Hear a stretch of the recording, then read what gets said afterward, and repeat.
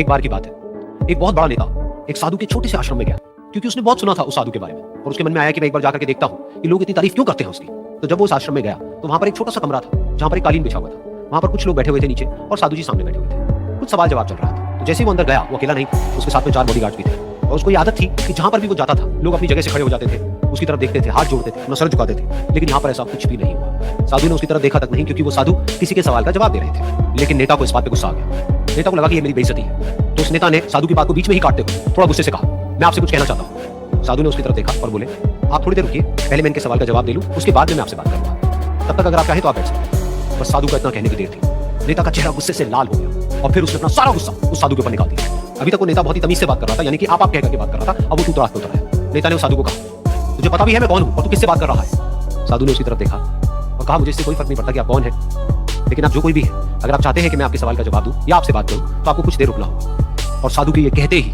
नेता गुस्से से पागल हो गया और वहीं सबके सामने चीखने चिल्लाने लगा, अब मैं तुझे तेरी असली औकात दिखाऊंगा, तूने मुझसे पंगा लेकर के ठीक नहीं किया, तुझे पता भी है मैं तेरे बारे में क्या सोचता हूं। साधु ने फिर से उसकी तरफ देखा और बड़ी ही प्रेम से कहा कि मुझे इससे कोई फर्क नहीं पड़ता है कि आप मेरे बारे में क्या सोचते हैं, आप जो चाहे वो मेरे बारे में सोचें। फिर उस नेता ने बोला कि तुझे सुनना चाहता है या नहीं, लेकिन मैं तुझे बताऊंगा यही सबके सामने कि मैं तेरे बारे में क्या सोचता हूं। तू एक बहुत ही घटिया इंसान है, तू कोई साधु नहीं है, तू एक ढोंगी है, पाखंडी।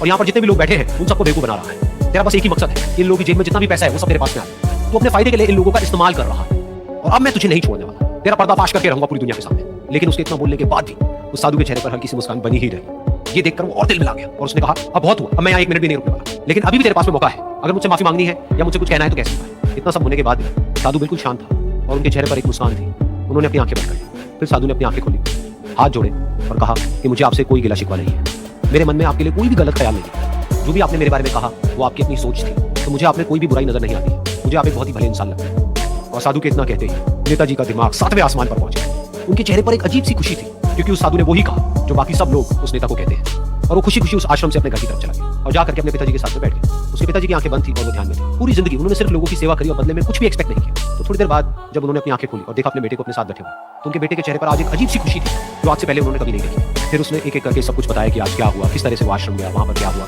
उसने क्या कहा, उन्होंने क्या कहा।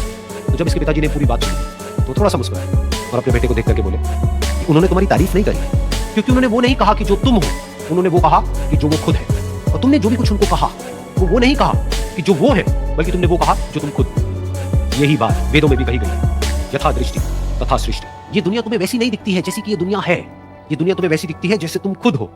जिसकी नजर जैसी है उसके लिए ये दुनिया वैसी ही है। तो अगर तुम अपनी दुनिया को बदलना चाहते हो तो उसका सिर्फ एक तरीका है, अपनी नजर को बदलो।